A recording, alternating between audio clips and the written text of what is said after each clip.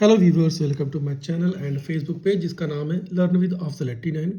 Viewers, आज मेरे पास जो चैप्टर है ये बेस्ड है हमारे राष्ट्रीय त्यौहार के ऊपर, जिसका नाम है नेशनल फेस्टिवल। ये चैप्टर का नाम है। और व्यूवर्स, ये जो मैं स्टोरी ला रहा हूँ ये काफ़ी ईजी है और स्पेशली उनके लिए डिज़ाइन किया गया जो बिगिनर है इंग्लिश सीखने के लिए। आइए इसको ट्रांसलेट करते हैं और देखते हैं क्या कुछ लिखा है इस चैप्टर से रिलेटेड। आप ये इमेज देख सकते हैं, छोटी सी इमेज है ये। We have two national festivals. We have, हमारे पास दो राष्ट्रीय त्यौहार हैं। The one is Independence Day and other is the Republic Day. The one यानी एक है इंडिपेंडेंस डे यानी कि स्वतंत्रता दिवस और दूसरा है रिपब्लिक डे यानी कि गणतंत्र दिवस। The Independence Day is celebrated on the 15th of August. यानी कि स्वतंत्रता दिवस इज सेलिब्रेटेड यानी मनाया जाता है। कब मनाया जाता है? ऑन द 15th अगस्त, 15 अगस्त को मनाया जाता है। अब यहाँ से यहाँ तक अगर आप सेंटेंस देखेंगे तो यहाँ पे आप देख सकते हैं इज सेलिब्रेटेड। इसका मतलब है ये जो सेंटेंस है ये बनाया गया है प्रेजेंट इंडेफिनिट का passive voice. It is the day when India became a free country. It is the day यानी इस दिन व्हेन जब इंडिया बिकम का सेकेंड फॉर्म यूज़ किया गया, बिकेम जब हुआ एक आज़ाद कंट्री यानी आज़ाद देश हुआ। After a long period of slavery we became free on this day. यानी कि काफ़ी लंबे अवधि के बाद, पीरियड मतलब अवधि या फिर काफ़ी लंबे समय के बाद, किस चीज़ समय के बाद? स्लेवरी यानी कि आज़ादी की से पहले जो गुलाम थे ये उसकी बात कर रहे हैं कि काफ़ी लंबे समय के बाद यानी गुलामी के बाद वी बिकेम हम बने फ्री आज़ाद हुए, हम हुए आज़ाद ऑन दिस डे, हम आज़ाद हुए इस दिन। A fight for freedom of the country was fought under the guidance of the leaders like Pandit Jawaharlal Nehru, Sardar Patel, Maulana Azad and Mahatma Gandhi. A fight एक लड़ाई, किसके लिए? आज़ादी के लिए। ऑफ द कंट्री यानी कि देश की आज़ादी के लिए एक लड़ाई। वॉज फॉर्ड यानी लड़ाई लड़ी गई थी। किसके अंडर में, किसके नेतृत्व में? गाइडेंस ऑफ लीडर्स यानी कि जो गाइडेंस थे उनमें लीडर्स के नाम थे, किसके थे? लाइक जवाहरलाल नेहरू, सरदार पटेल, मौलाना आज़ाद और महात्मा गांधी। इनके नेतृत्व में लड़ाई लड़ी गई है आज़ादी के लिए। We fought under the banner of all India Congress. हम लड़े अंडर द बैनर यानी कि हम लड़े आज़ादी की लड़ाई के लिए किसके नेतृत्व में? ऑल इंडिया कांग्रेस, ये शायद पार्टी होगी उस टाइम पे, कि उसके अंडर, उसके नेतृत्व में हम ये लड़ाई लड़े। The Congress United the people against the English ruler. यानी कि कांग्रेस ने लोगों को यूनाइट किया, एक किया। कांग्रेस ने लोगों को यूनाइट किया, एक किया। किसके खिलाफ? Against the ruler of British यानी कि इंग्लिश रूलर थे, जो ब्रिटिश थे जो हम पे राज कर रहे थे, उसके खिलाफ कांग्रेस ने लोगों को इकट्ठा किया और उनसे लड़ाई लड़ी। They were forced to leave our country. अब यहाँ से अगर यहाँ तक देखेंगे आप सेंटेंस तो ये आपको वाज वर्ब लगाया गया है और वर्ब का सेकेंड थर्ड फॉर्म यूज़ किया गया है।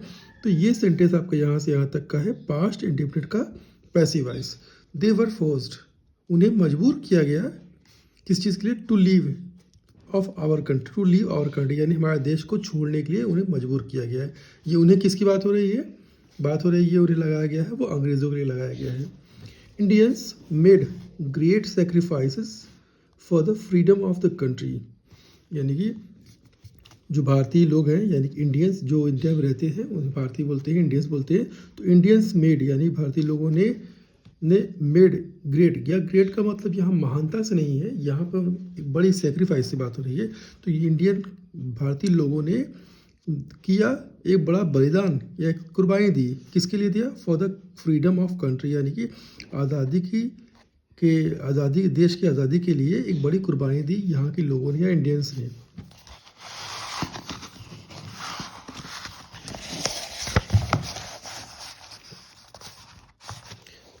They went to jail and suffered much. यानी कि वो जेल गए और सफ़र किया, यानी ये सहा बहुत कुछ। अब ये यहाँ से यहाँ तक का सेंटेंस आप देखेंगे तो दे वेंट, वो गए जेल। यहाँ पे आप देखेंगे वेंट लगा हुआ। वेंट अगर आपको लगा ये वर्ब का सेकंड फॉर्म यूज़ किया गया है, तो जब भी आपको वर्ब का सेकंड फॉर्म लगे, वो लगा हुआ सेंटेंस मिले, तो आप ये समझ जाइएगा ये बात हो रही है पास्ट इंडेफिनिट में। तो वो गए, कहाँ गए? टू जेल, जेल में गए और सफ़र्ड, यानी कि जो परेशानियाँ झेला, जो उन्हें तकलीफ़ें मिली, उसे वो मच, यानी बहुत तकलीफ़ें मिली। Ultimately our hopes and dreams came true, आखिरकार आवर होप्स, हमारी उम्मीदें और ख्वाब, केम ट्रू, यानी वो पूरा हुए। ख्वाब क्या था? देश को आज़ाद कराना। The British left India on 15 August 1947 and we became the master of our country.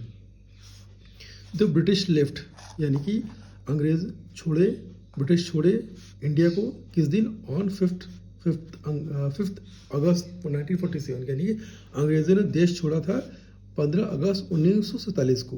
And we became, और हम बने, क्या बने?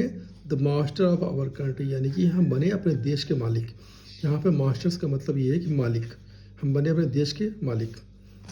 This day is celebrated all over the country, इस दिन या ये दिन सेलिब्रेट किया जाता है पूरे ऑल ओवर द कंट्री, पूरे देश में।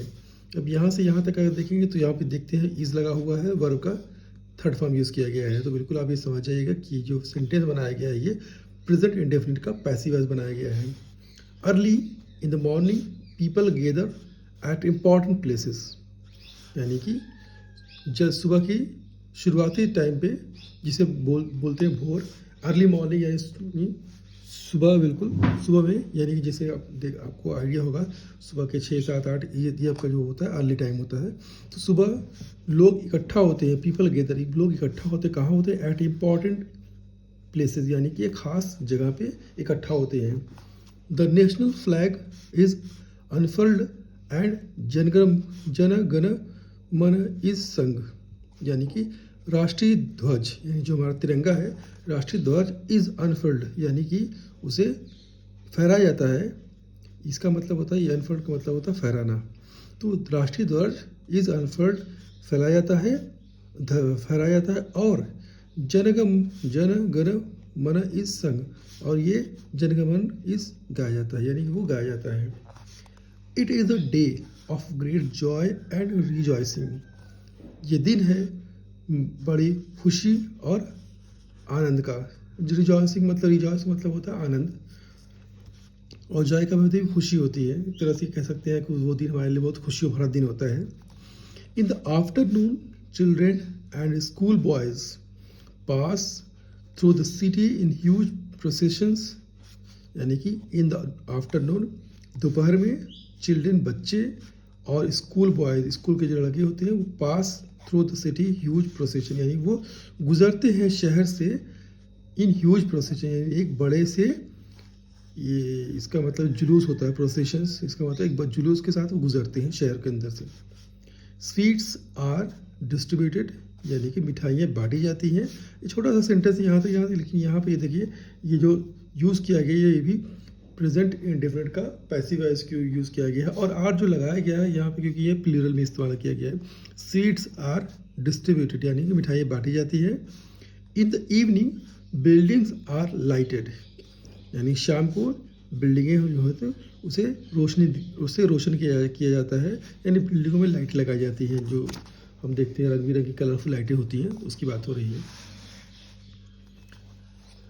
Independence day plays a very important role in the life of the country, यानी कि लाइफ ऑफ द कंट्री, देश की ज़िंदगी में, यानी देश के लिए यह इंडिपेंडेंस डे, देश की जो वो एक हिस्ट्री होती है, हर देश की एक हिस्ट्री होती है, तो उस हिस्ट्री में इंडिपेंडेंस डे, उस कंट्री का इंडिपेंडेंस डे होता है, वो एक बहुत अहम रोल प्ले करता है। तो उसके बारे में बताया जा रहा है कि इंडिपेंडेंस डे, यानी कि स्वतंत्रता दिवस एक प्ले करता है, एक निभाता है एक इम्पॉर्टेंट रोल, खास role in the life of the country, यानी कि कंट्री की ज़िंदगी में एक अहम रोल प्ले करता है। यानी ये खास दिन होता है, ये कह रहे हैं। It is a day on which people take the vow to work hard.